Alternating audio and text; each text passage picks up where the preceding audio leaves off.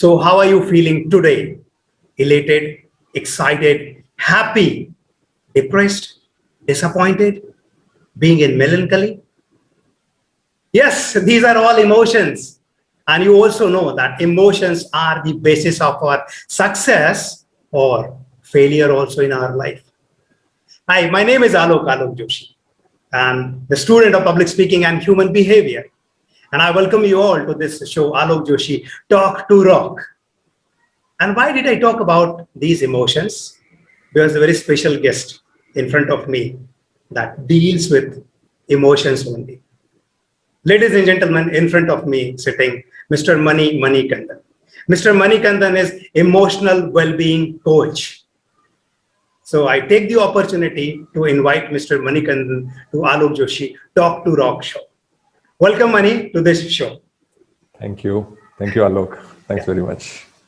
So because we all feel emotions, we all sometimes acknowledge, sometimes because we are so accustomed to our emotions, we don't even acknowledge, but we just behave according to them. So as if the emotions, they have entrapped us and we don't have any other ways to get out of them. Mm-hmm. So Mani, how is the journey? Means what did you do in your professional life? And then what made you to start your journey being a emotional well-being coach? Okay. Yes, Alok, good question. So it didn't all began like one fine day I decided that I'll do this. It was a journey for me as well. So for about, if you ask me in terms of career, about close to 2 decades, I was in the corporate world, in different companies, different jobs, different profiles that I have done. But what fascinated or what caught me was, though I was in the corporate world, I used to get connected to people very easily. You know, be it the subordinates, be it the people working with me, even the managers, anybody for that matter, peer group or the higher ups, I just can get along with anybody. Initially, I felt, okay, fine. So it's good, right? I mean, people used to say, though in office and corporate world, you used to have that kind of politics. People have some issues. Usko ye mila, mujhe nahi mila. All those kind of, the corporate world is altogether the big. But I used to get along so easily with anybody. Mila to mila, nahi mila to mila, no mila. It's okay. The next moment, I am in again friendship with them. So that went on for a long time.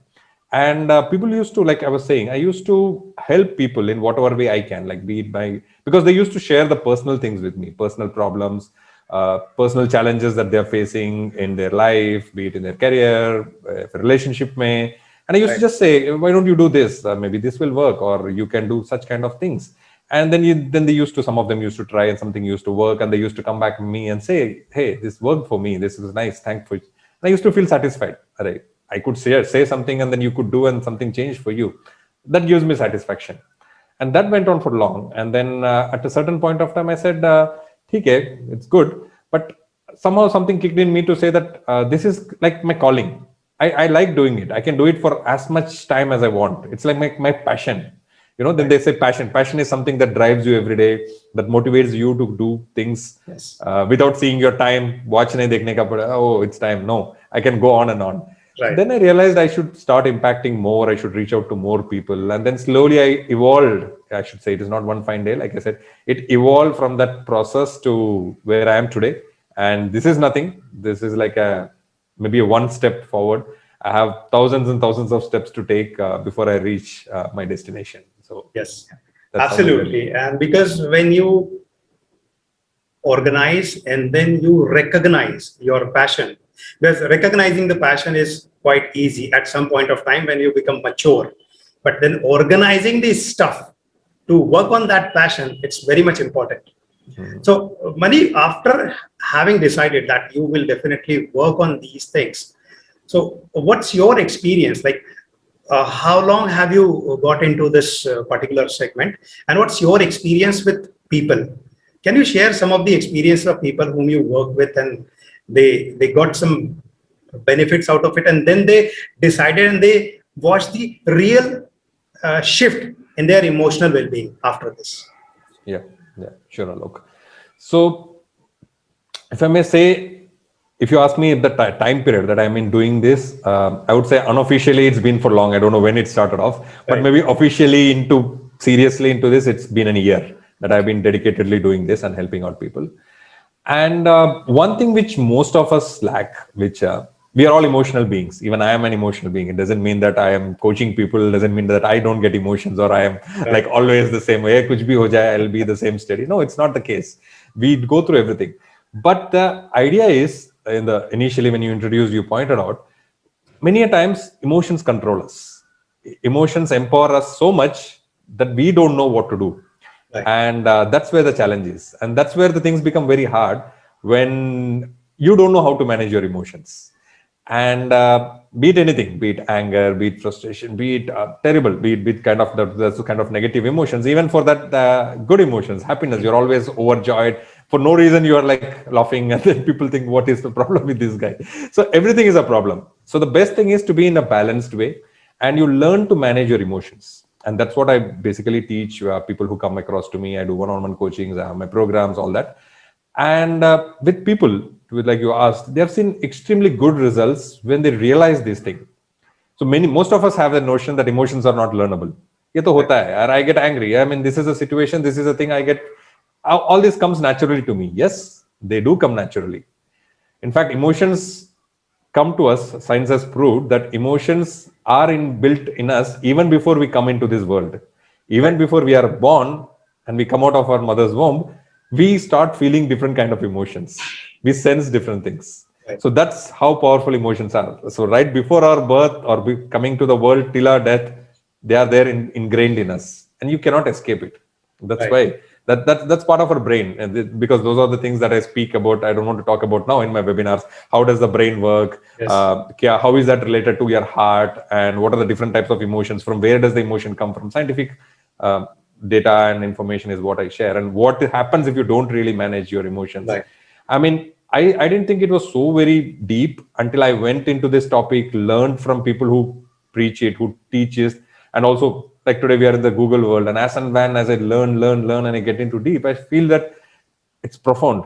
It's profound, and many of them are not aware of it. And that's where I need to help people to become aware of it, and so that they can lead basically a meaningful life, a fulfilled life, and like which everyone wants to lead to, but they don't know where is the problem. And then that's what. And to the last part of the question that you asked, yes, definitely these teachings and these things which I help people with, they have seen extremely great results from what they were, the kind of mind blocks, the kind of challenges they were facing, to today what they are. Maybe the practice that I teach, that this is the things that you need to do, or the importance of not just emotional, what is the importance of physical well-being or physical things, how is it connected to your emotions? All that I talk about has really helped a lot of people, and I can see the transition that is happening in their lives. Right.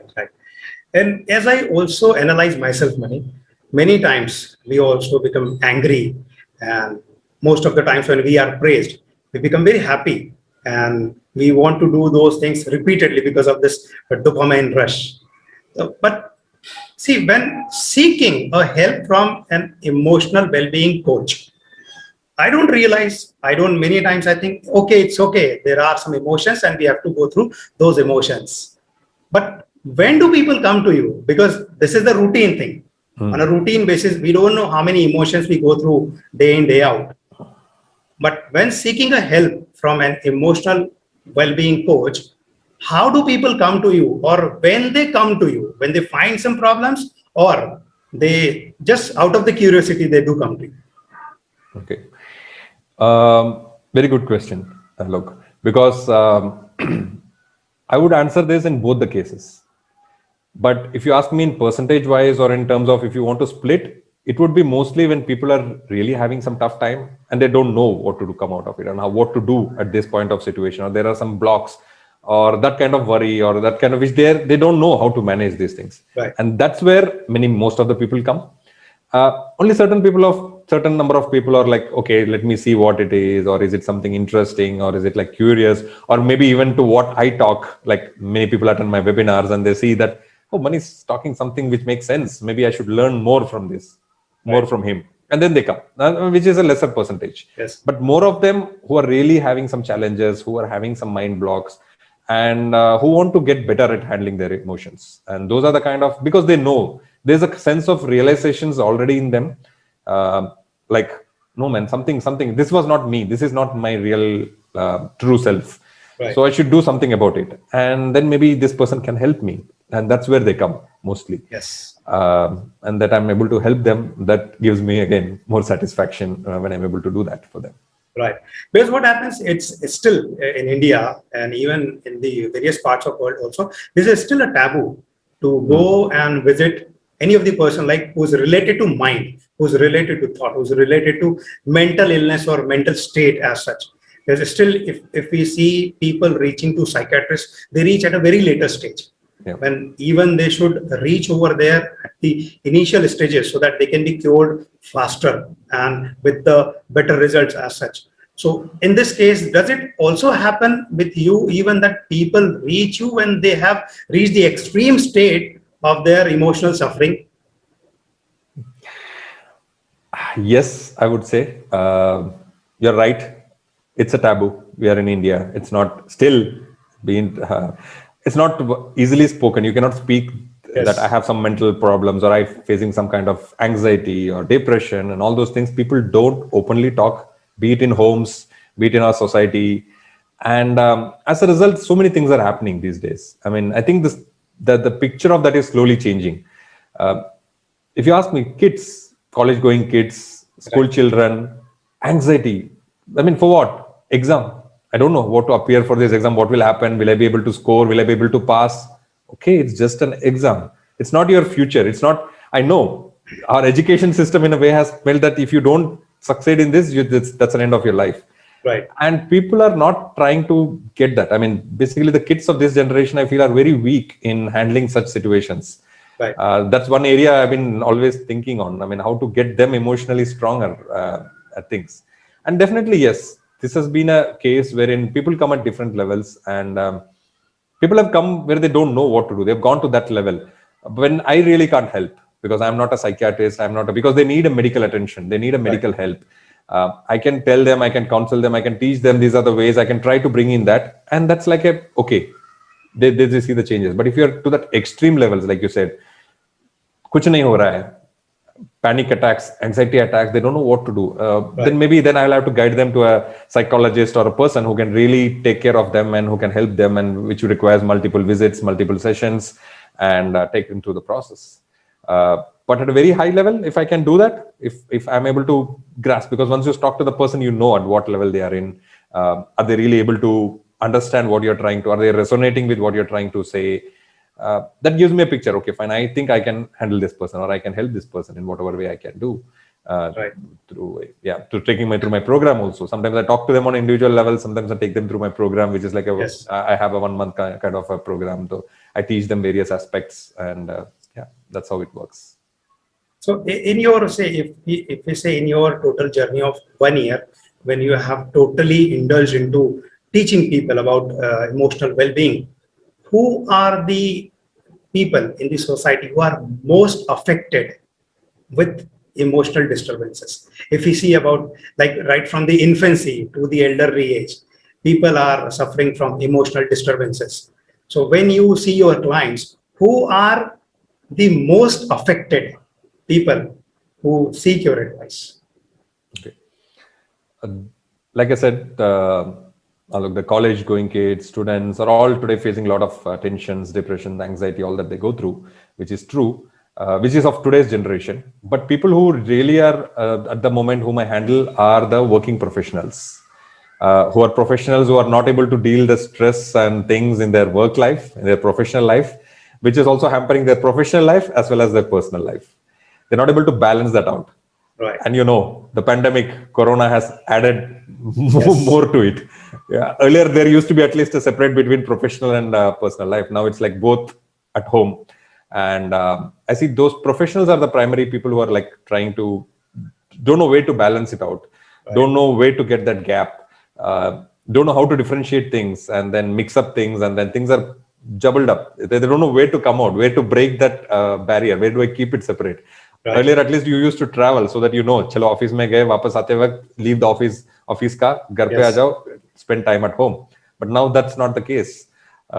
It's mixed up, and then you stretch your time for long hours, and weekends doesn't seem like a weekend. Earlier, weekend used to be a break time for people. Right. But abhi to, the companies are putting pressure, people have to work on weekends as well. So Yes. all this I see as jumbled up. And then mostly people who are reaching out to me, or the clients that I have, are the professionals who are in the 9 to 5 job, who basically need the help. And I'm helping them in all the possible ways that I can to get them out of this kind of mindset and then start seeing things in a new way. Right. You actually read my mind. Otherwise, had it been the different situation, I would have come to this also. Because as a working professional, it becomes very difficult for the people, and now in people who are in the private jobs and government jobs also, you don't find that peace of mind which used to be the notion few years ago. The True. people are so much suffering from the emotional stresses, because how do we handle the bosses? How do we handle the, say, imposter, our colleagues, right? People, when we feel so much stressed out, we don't find the jobs suitable for us. We're not enjoying the job. So this all brings up that mess which goes in our mind, and then we definitely garbles everything. True. So, right. So, how do you take your programs? In what format do you take your programs? It's a group counseling, is the webinars, or personal consultation sort of things? Um, yes. So, look, I do all of that. I mean, if you ask me, it's not one single thing, because everything doesn't fit for everybody, Yeah. if you ask me. So I try to match all of that. So, like, if you ask me, some people would not want to attend like kind of a group programs, or kind of understand very things. They want to be spoken at an individual level. Right. They are much comfortable to share what they are going through, whatever it is that I mean, because they might be in a deeper state where they don't want to open up, and that's absolutely fine. So each individual's perspective is different, and we need to respect that. So Right. I take up accordingly. So I have my webinars which I normally do, and people attend that, and then I offer them that either you can take a one-on-one coaching, you can come to me, we can talk, or you want to take up a program which is like a 4-week program, and then there is like a group sessions, and even that has individual one-on-one coachings, but not as frequently as you can do like this. Right. And there we can talk, but that's like for a shorter duration during the program. So I keep all the options open, so that whichever suits to the person who Sure. wants to opt, and whichever they are comfortable with, they can take that up. And I'm more than happy, because I need to reach out, I need to help them. So be Right. it any means, be it one-on-one, be it group coaching, be it whatever I could do my best. Absolutely true. It has to be the tailor-made as per the individual needs as such. Yeah. So now, having involved into completely being from the corporate, and then getting this as your liking area, and now you're taking it ahead. So what are your plans? Like 2 years down the line, 5 years down the line, how do you see this passion of yours to be expanded? To which extent? Interesting question. Okay. Obviously, So this has to expand, but yes. as far as your planning is concerned, how do you see yourself in 2 years, 5 years down the line? Yeah. So one thing is, which is again, like at one point we mentioned, reachability, reaching out to people. Many of them in today's world have this kind of stress and problems that they have reached out to, and they are having the problem. But many of them even don't even speak out. They just live with it. They don't seek for help, and they don't even know where to go and seek for help. So the biggest thing that is required is for the awareness, which has to get across to more and more people. So I am seeing what are the ways that I can contribute in spreading that awareness. And if you know, the emotional intelligence thing is like a buzzword which is catching up slowly, Right. not just abroad, even in India. There are a lot of EI coaches, they're coming up. Things like mental issues or these things are being even spoken about by even the film stars or celebrities. To people are talking about, okay, at one Yes. point of time I had these kind of challenges. It's coming out more and more in open, so people are getting aware. Oh, it's not just me. People who are successful, people who are like rich, they also had some at some point, or even now they have that kind of problems. And I feel that this is indirectly contributing to what we all want to drive as such, to getting people aware about it. And same like how you have your, like, you have a headache, not headache, or maybe something more, you have a fever, you have a pain. What do? You go for a doctor, you take consultation from him, you seek advice, you take tablets, you take medication. Similarly, this should also reach to that level, which may not be immediately, like you said, 2 years, 3 years down the line, but the work with a lot of people involved in it keeps going. And collectively, it will become easier for people to access and people to be open, and then work on their own emotions and then be a better person. Right. I see something like that. It's not a 1 or 2 year thing. I'm seeing it as a long-term vision, wherein every person who needs help, it should also be reachable. And government and all those things, policies are coming in that frame. You see, we Yes. have a National Mental Health Day. We have a lot of things that are coming out, Right. which was not there earlier. And these things are definitely going to add to this kind of movement, which is slowly shaping up around the world. Yeah, thank you. Thank you very much for sharing your plans and your efforts. Before we move ahead towards the end, just one advice for our viewers, irrespective of whatever the individual requirements are there, what would you suggest to be emotionally stable or emotionally happy? What one tip you would give to the audience? Okay, definitely. There are so many. In fact, if you ask me, which it depends. But one tip which applies, I think, mostly for anybody, be it whatever things that you're going on, is one tip, one single tip. Be it students, be it in your professional or something, is see the context, expand your context.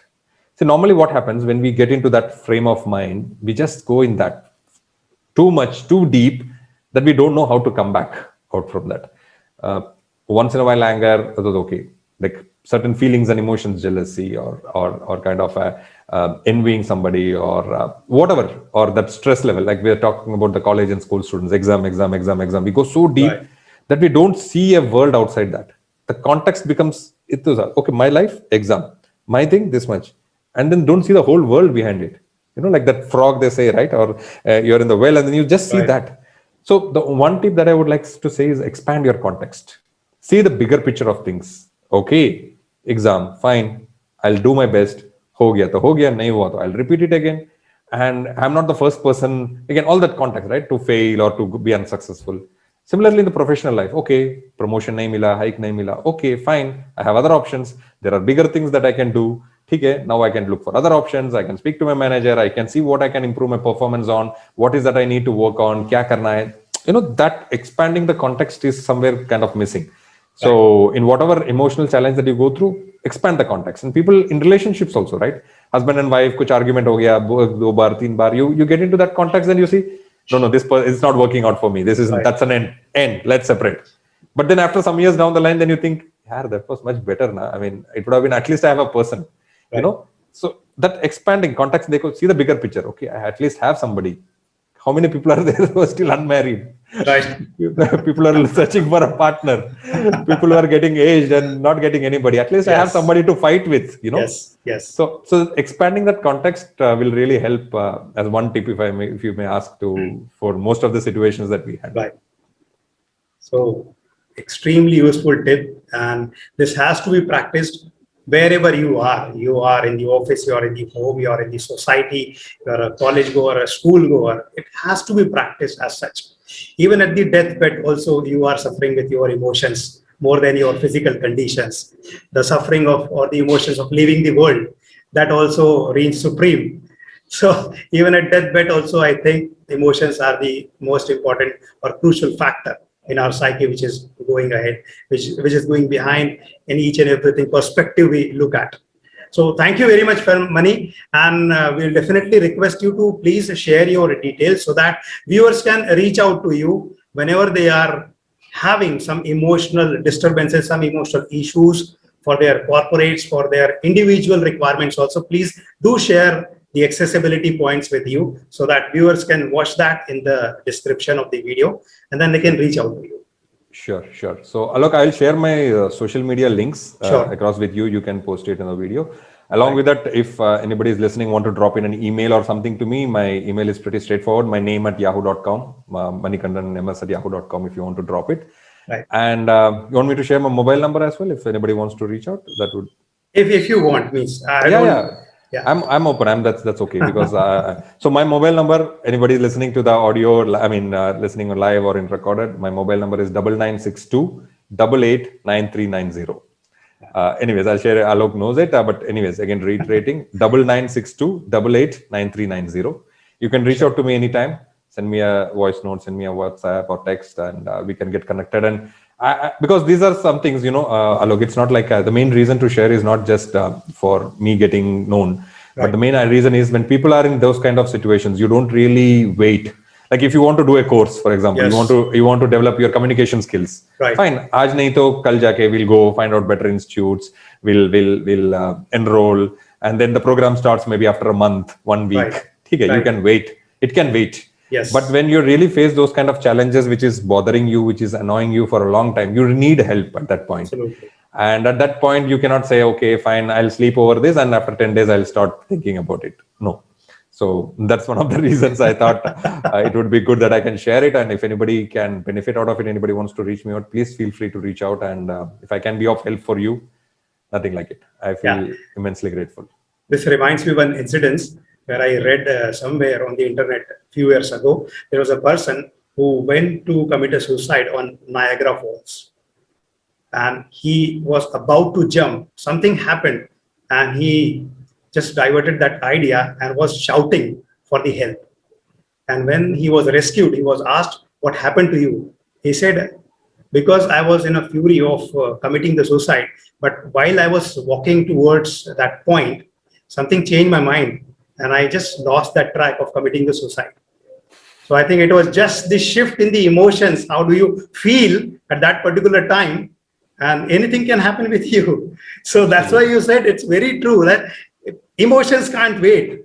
Emotions are so strong that it can do anything. It can harm you, but it can also take you to bigger heights also. So thank you very much for sharing this urgency when people have. Yeah. It can make a person, it can break a person. Break a person, yeah. Yeah, absolutely. Thank you very much. So kind of you for sharing everything about yourself, because whenever the people become the coach, they always be wary of sharing their personal details so that they cannot be directly contacted.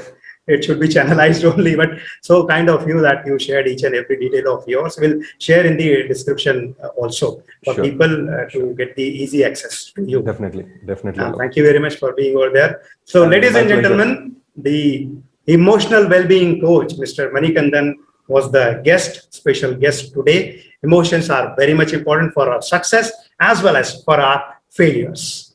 Next time also, we'll be having one more mesmerizing guest who will be giving us several insights about the new niche, about the new workable area of our life.